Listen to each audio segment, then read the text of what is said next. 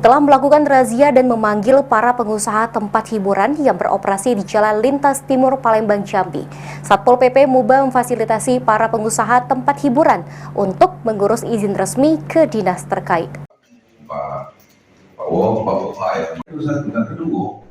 Setelah melakukan penertiban dan razia pekat, adanya aduan masyarakat yang mengaku resah.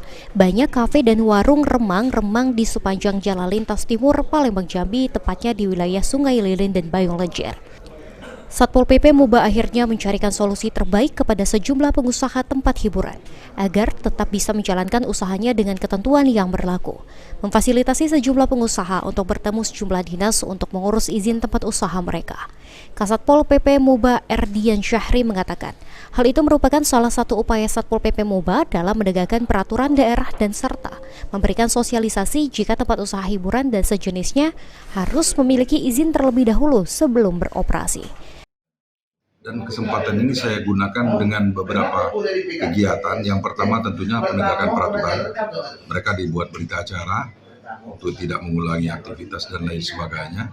Kemudian juga kami tidak lanjuti dengan menghimbau mereka, bahkan memberikan sosialisasi kepada mereka agar segera mengurus perizinan.